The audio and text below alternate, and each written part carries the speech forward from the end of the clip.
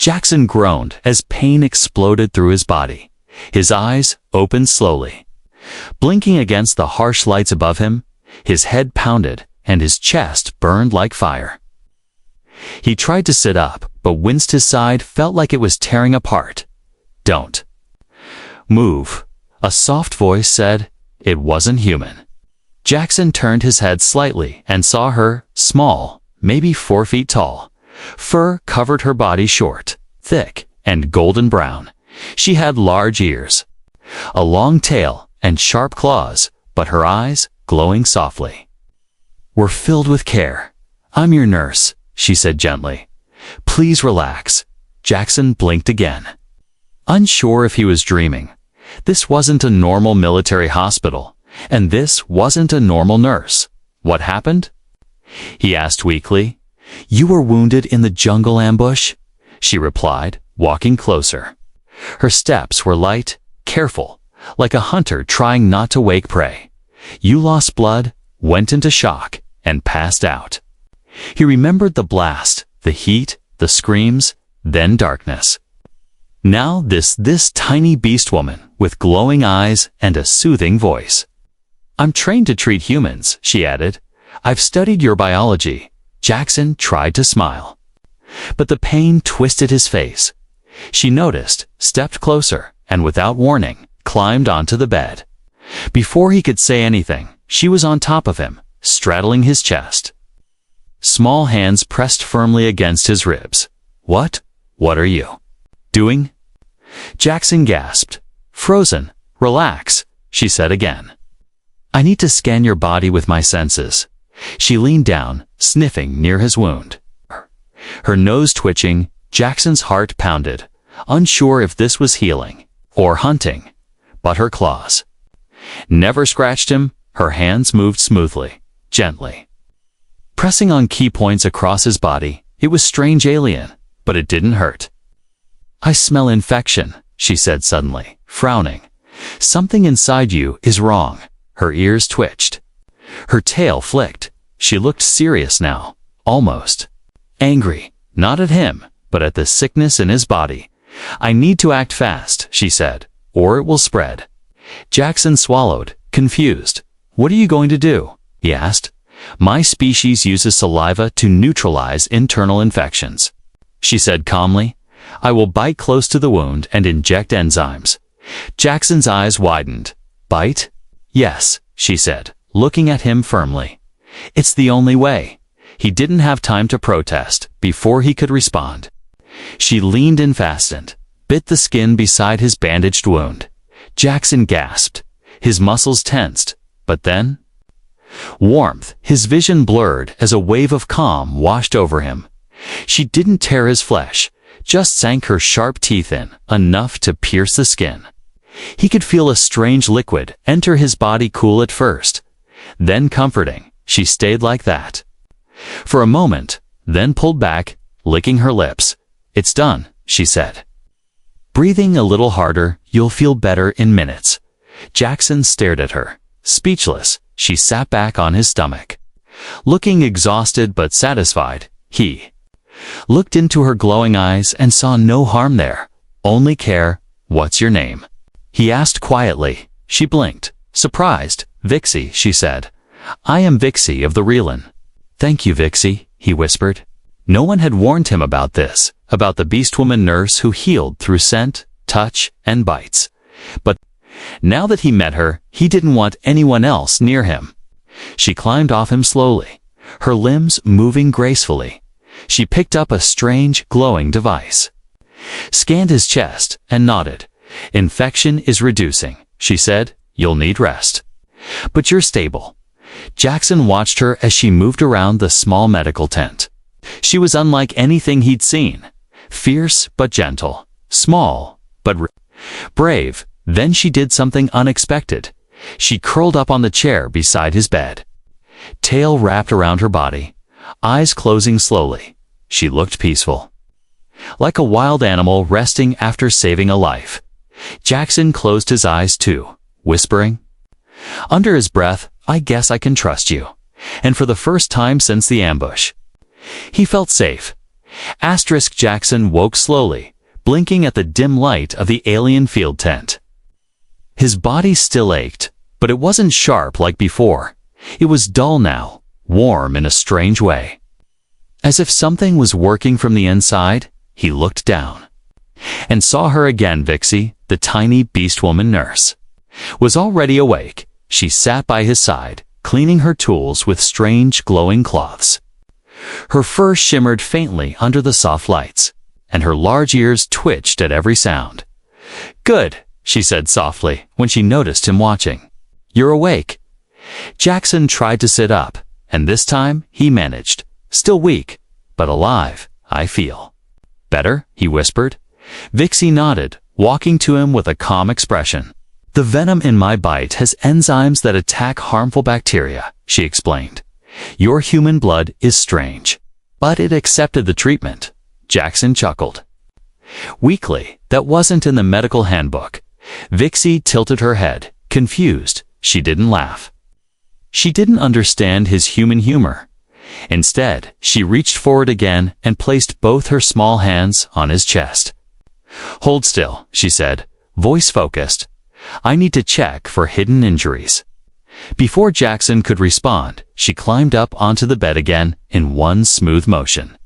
She was straddling him just like before, her knees pressed gently into his sides. As she leaned forward, her nose twitched, and she began sniffing him slowly, his shoulder, his ribs, his throat.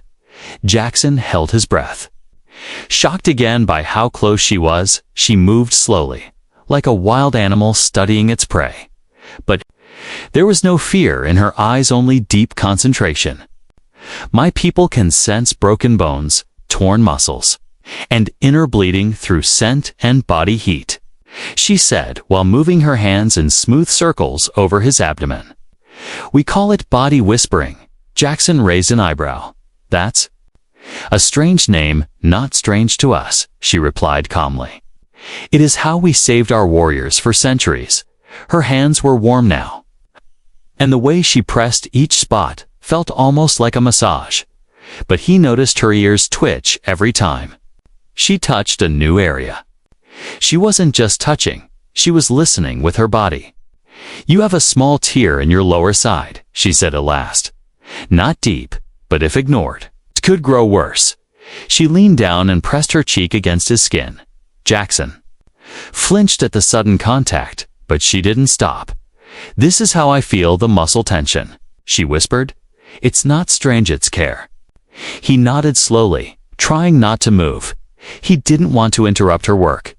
Her tail swayed gently behind her as she shifted slightly, now pressing near his hip.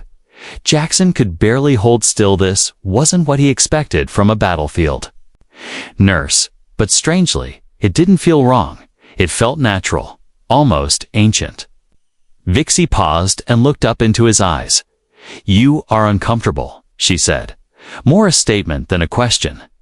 Jackson hesitated, then shook his head. "No, just surprised. Human bodies carry many unspoken tensions," she said thoughtfully. "Your pain is not only from the wound?" "What do you mean?" he asked. "You hold sadness here." She pressed near his chest, "and anger here." Her fingers slid to his shoulder. She looked serious now. "Pain is not always from the outside." Jackson stared at her, stunned. No one had ever said that to him before, not even human doctors. Vixie sat up and closed her eyes. She placed her small hands over his heart and stayed still. Breathing slowly, Jackson felt the room go quiet, as if even the wind outside held its breath. When she opened her eyes, they glowed softly. "I've done what I can," she said. "Your body will repair itself now."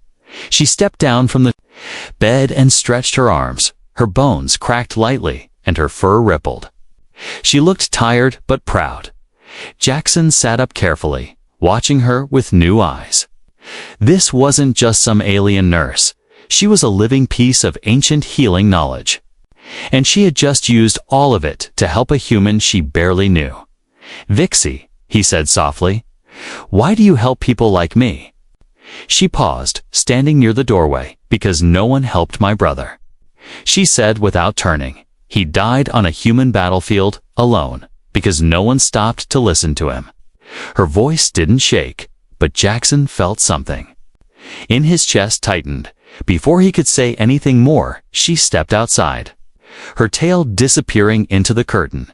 He lay back down, eyes staring at the tent ceiling. This wasn't just about healing anymore. It was something deeper, something personal for both of them. The pain came back, stronger than before. Jackson woke up with sweat on his forehead, chest rising fast. His side burned again, pulsing in waves.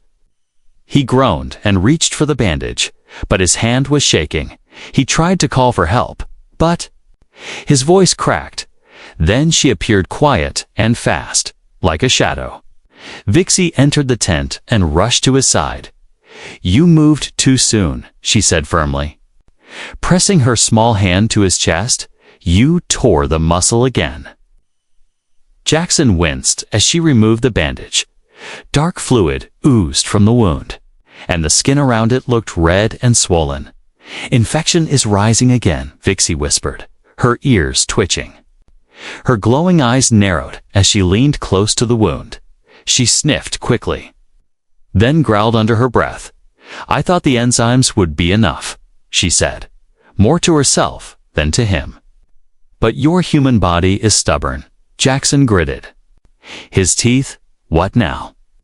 he asked through the pain. She stood silent for a moment, then looked up at him, serious and calm. "I will have to bite deeper," she said. Jackson blinked, unsure if he heard her right. "Deeper," he echoed. "My venom must go closer to the infection," she explained. "It's the only way your body can fight it properly." He stared at her, heart pounding. A tiny alien girl, fur covered no taller than a child, was asking to sink her fangs deeper into his flesh. Everything in his training told him to say no, but her eyes held no cruelty. No hunger, only concern, and something else. "Guilt, maybe, or sorrow. I understand if you fear me," she added quietly. "You are not the first." Jackson didn't speak right away. Instead, he slowly nodded. "If you think it will help, do it," he said softly. "I trust you, Vixie." Froze for a moment, clearly surprised. Then she climbed up onto the bed again. More carefully this time, she lowered herself beside his wound, fur brushing his bare skin. "This may hurt more than before," she warned gently. Jackson just nodded again, his jaw clenched as she leaned in. Her breath warm against his skin, then sharp pain. Her teeth pierced deeper, and Jackson gasped aloud. His body stiffened.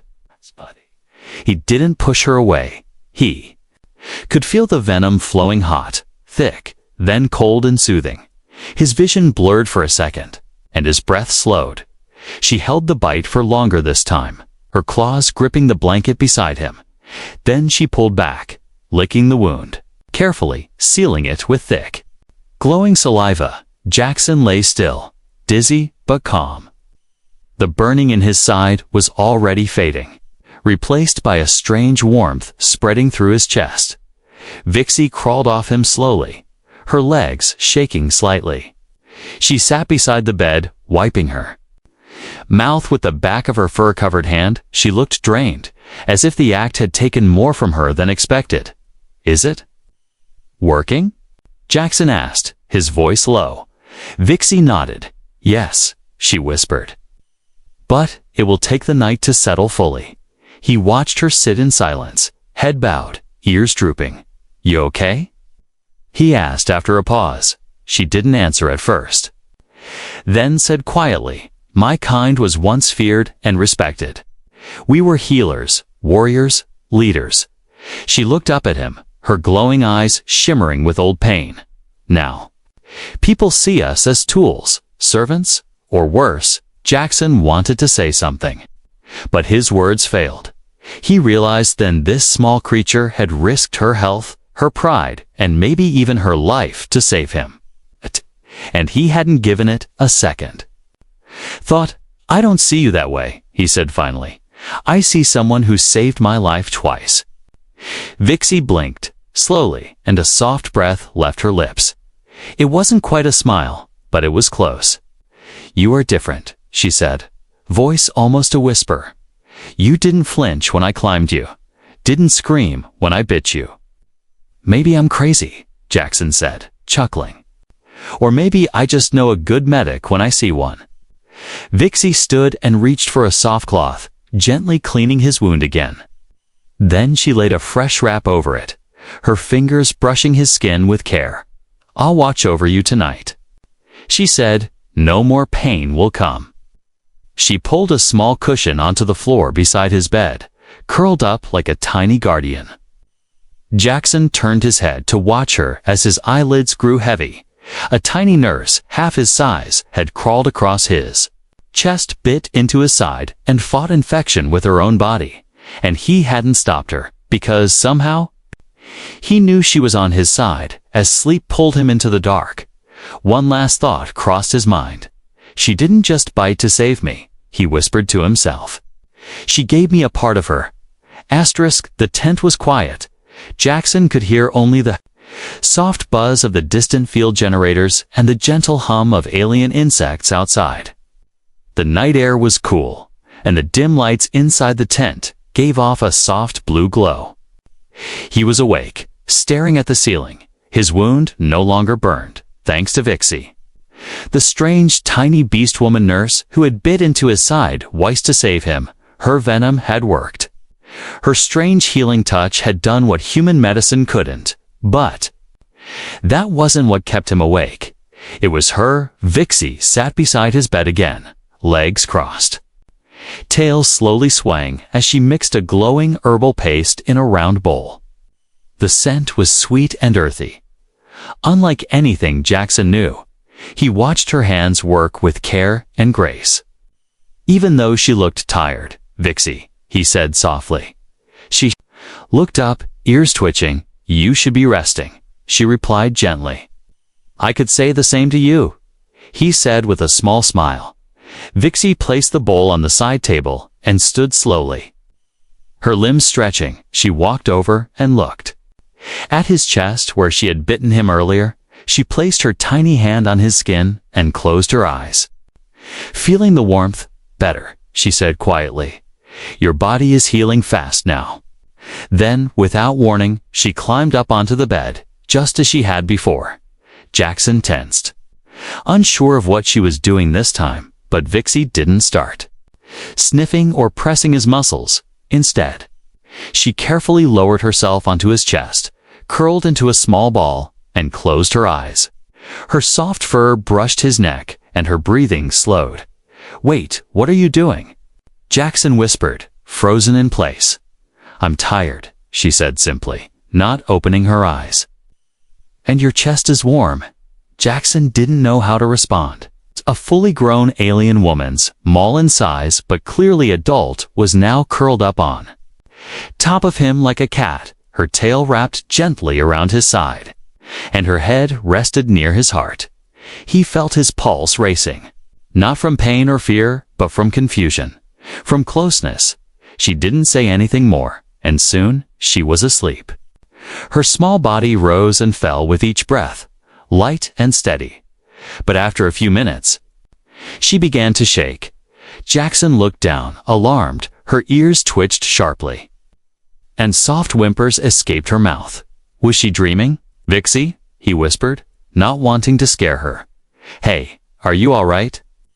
She didn't wake, but her trembling grew worse. Tiny claws pressed against his chest. Her tail pulled tighter around herself. Then she murmured something, so quiet he almost didn't catch it. "Don't take him. Please don't take him." Jackson blinked. She was talking in her sleep, and it sounded like a nightmare. He slowly raised his hand and gently touched her back. "It's okay," he whispered. "You're safe." The shaking slowed, her breathing steadied again, and her body relaxed. She shifted slightly, still asleep, and pressed her cheek against his skin. Jackson lay there, not moving. This alien woman, this strange little healer who had saved him, was now laying her pain bare without saying a word. He understood something then.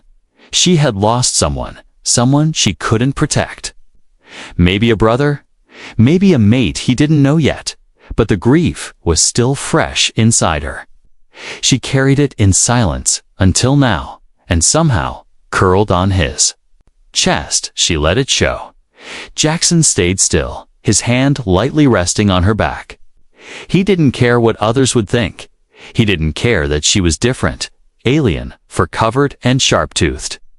She was more human than most people he knew, and she needed rest. As minutes passed, his eyes grew heavy. The warmth of her small body and the rhythm of her soft breathing pulled him into sleep. But before he drifted off, he whispered into the silence, "I won't let anyone take you." Vixie didn't answer, but her tail loosened just slightly, as if, even in her dreams, she had heard him. The next morning, Jackson opened his eyes slowly. He could still feel her. Vixie was curled on his chest, warm and light like a sleeping animal. Her small breaths brushed against his skin. Her tail resting across his side, he didn't move. He didn't want to. He felt calm, even safe. But the peace didn't last. The tent flap flew open with a sharp snap. 3 soldiers stepped inside, human soldiers. In full gear, armed and alert. "Captain Jackson," one of them said, "we need to talk." Vixie jolted awake, hissing softly, her claws flashing out in surprise. She leaped off the bed and landed in a crouch beside Jackson, eyes glowing with fear. "Stand down," Jackson said quickly, trying to sit up. "She's with me, she's my medic." The lead soldier, a tall man with cold eyes, glanced at Vixie, his lip curled. "That thing," he muttered. "She's unauthorized. She saved my life," Jackson said, voice sharp now. "She treated the infection, stopped the bleeding, and watched over me all night. She's not listed as official personnel." "Ka," the soldier replied. "Beastfolk aren't allowed to act without command orders."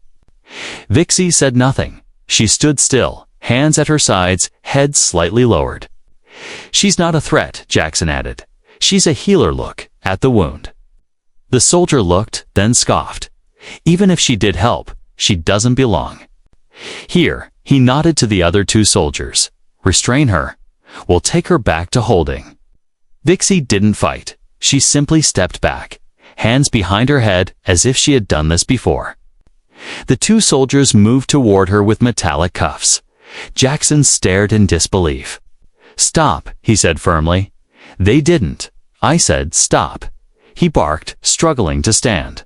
One of them hesitated. "She's a non-combatant," Jackson continued. "She's under my protection." The lead soldier turned to him, frowning. "You can't protect a beast like her, Captain," he said. "She's not one of us." Jackson took a slow breath, then said clearly, "She's more human than half." The men I've served with, the tent fell silent. Vixie looked at him, eyes wide, tail frozen behind her.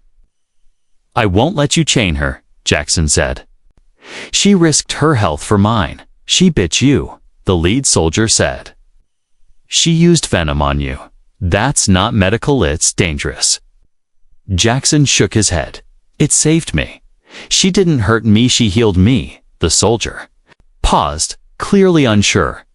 Finally, he muttered something into his cum and stepped back.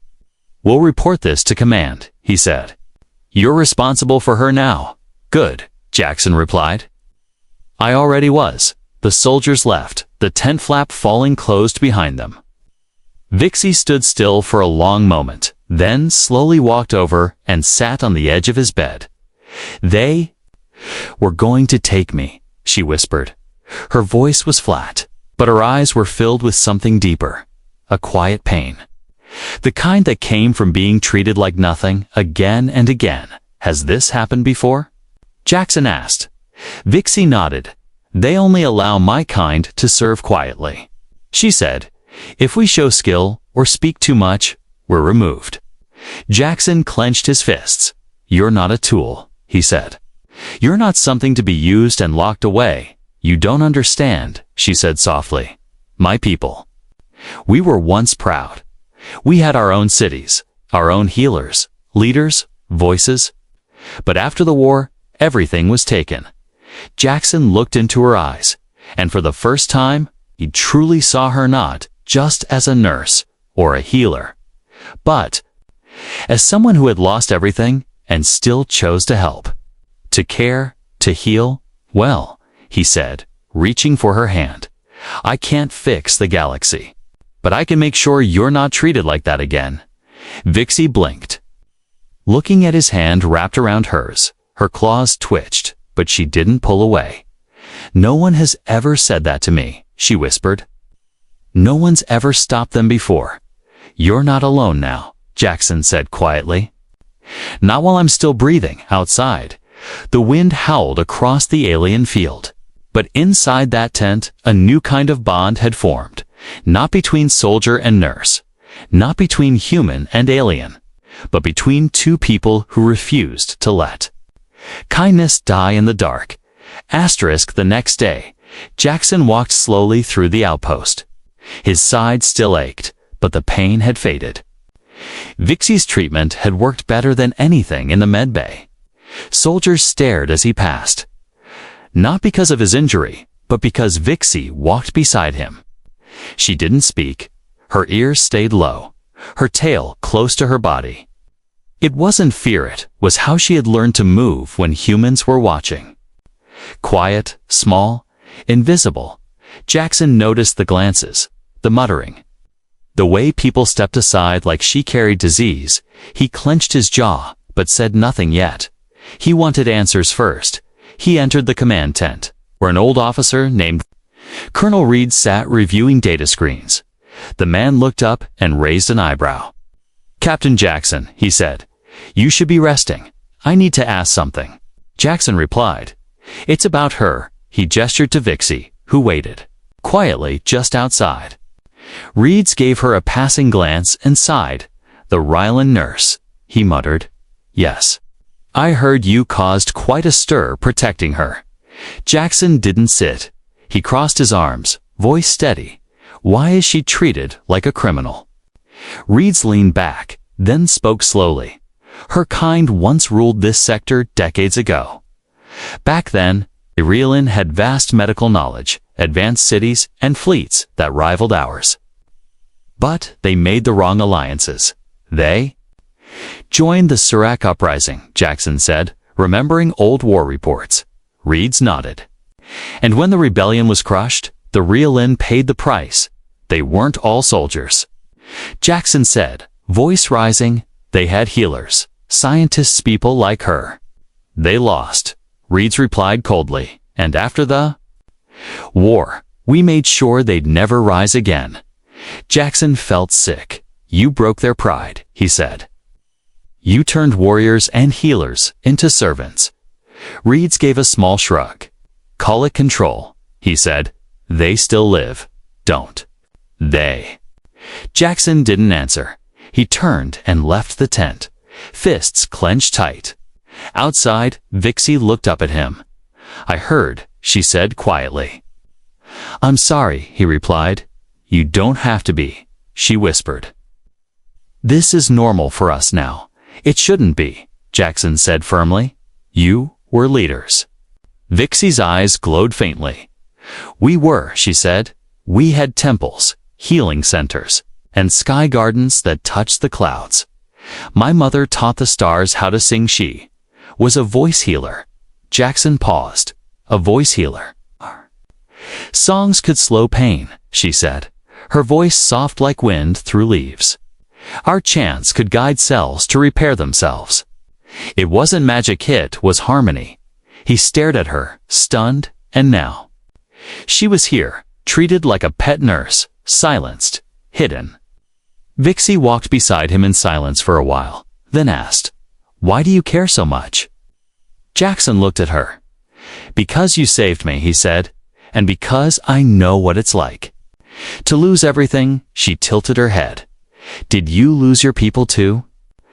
No, Jackson said, but I lost my team, my friends, in a bombing 3 months ago. 10 soldiers gone in seconds. Vixie lowered her gaze, and no one understood. she whispered. Exactly. He nodded. I kept going, followed. Orders smiled through pain, but no one saw the weight. I saw it, Vixie said, her voice barely above a whisper. When I touched your chest, I felt it. They stopped walking. The alien wind brushed across the dusty ground. You're not broken, she added. You're just not allowed to show your pain. Jackson looked at her. And you? Not allowed to have pride, she said. If I speak too loudly, I'm punished. If I use forbidden healing, I'm reported. If I care too much. They say I've forgotten my place. Jackson stepped closer. Then forget their rules, he said. You saved me with knowledge they don't even understand. But I'm just one, she whispered. Then be the one that starts the change. He said, and I'll stand with you for the first time. Vixie smiled. Not the polite nod she gave in the med tent, but a real smile, small and warm. Later that evening, back at the tent, she brought out a small orb from her satchel. It glowed. Faintly in the dark, pulsing with a quiet rhythm. What is that? Jackson asked. A memory sphere. She replied, songs of my people, recorded before the war. She pressed her fingers to it, and soft humming filled the air. Beautiful. Haunting tones that made his skin tingle. The sound felt alive. This is what they took from us, she said. But I kept one. Jackson listened in silence. His chest felt lighter, his breathing easier. Teach me, he said softly. If you're willing. Vixie's eyes widened. No human has ever asked that before. Then I'll be the first. He smiled. Let's make sure you're not the last. The wind was louder today. Dust swirled through the outpost. Dark clouds gathered above. It wasn't just weather, it was tension. Something was coming. Jackson stood outside the medical tent, armor strapped over his healing side. He was ready, even if his body wasn't, because they had come for her again. A message had come from High Command. Unauthorized alien medic to be removed and reassigned. They didn't care what she had done, didn't care she'd saved lives, not just his, but others too, quietly, without credit. Now they were coming to take her. Inside the tent, Vixie was silent. She didn't cry, didn't protest. She just packed her things with careful hands. Jackson entered and saw her folding her soft robes, her healing orb safely wrapped in cloth. She looked up and gave him a small smile. I'm used to this, she said softly. They'll take me somewhere else. Maybe to clean floors, maybe to sit in silence. No, Jackson said firmly. That's time. Vixie paused. They'll punish you, she whispered. For standing with me again. I don't care, he said. You climbed on top of me when I was broken and bleeding. You fought infection with your own body. You gave me peace when I thought I had nothing left. He stepped closer. You didn't just heal my body, you healed my soul. Vixie blinked, her eyes soft and shining. No one ever said that to me before. I mean every word, Jackson said. If they want to take you, they'll have to go through me. There was a moment of silence. Then a low alarm began to sound through the base. The power flickered, and red lights flashed. Unknown ship approaching. A voice called out from the speakers. Prepare for contact. Jackson turned sharply. Come with me, he said, grabbing his weapon. He wasn't just protecting her from his own people anymore now. The danger was bigger. They rushed to the defense wall, where soldiers were gathering. A dark, angular ship hovered above the ridge, lowering slowly. It wasn't human. And it wasn't friendly. Enemy scout dropship. Someone shouted, weapons ready, Jackson. Felt Vixie at his side, calm despite the tension. I know that symbol, she said quietly. Surak remnants they used to enslave my people. Jackson's blood boiled. He looked at her. They're not taking anyone today. The ship landed. With a loud hiss, and 3 armored figures stepped out, tall, masked, armed with pulse rifles. Their eyes scanned the crowd until they landed on Vixie. The lead one spoke in a deep, crackling voice. "Return the Relan," he ordered. "She belongs to us." Gasps ran through the soldiers. They looked at Jackson, waiting to see what he'd do. He stepped forward, putting himself between the aliens and Vixie. "She belongs to no one," he said loudly. "She's free. You protect a creature of war." The alien said she was bred for obedience. She chose to heal. Jackson shouted back. She chose to save. The alien raised his weapon. So did Jackson. In a flash, the field exploded with noise. Pulsefire roared through the air, and soldiers took cover. Jackson dove with Vixie behind a barrier. "Stay low," he said, shielding her with his body. Vixie clutched the healing orb, eyes wide. "They want me for what I remember," she whispered. "They want to erase what's left of us. Not today," Jackson growled. He stood and fired, taking out one of the invaders. Other soldiers followed his lead, pushing back the attack. Within minutes, the enemy retreated, leaving smoke and broken ground behind. Jackson fell to one knee, breathing hard. Vixie rushed to him, placing her hand on his chest. "You're hurt again," she said. He laughed quietly. "Just a scratch." She leaned in, eyes glowing. "I'll heal it," she said. "No biting." This time, he smirked. She chuckled just once, but it was the most beautiful sound he'd ever heard. Later that evening, Command tried again to remove her, but this time, they were met with silence. Soldiers stood with Jackson, dozens of them. "She saved us all." One of them said, "She treated my burns without pain," said another. "She hummed to my daughter when she was scared," whispered a third. They couldn't take her now, not without starting a war of their own. So they backed off. Quietly, carefully. Jackson sat outside the medical tent with Vixie under the stars. "You're free now," he said. Vixie looked at him. "No," she said gently. "I'm safe now." She placed her hand in his. "Because of you." He looked at the stars, then at her. "She climbed me to heal me," he whispered. "Now I'd cross worlds to protect her."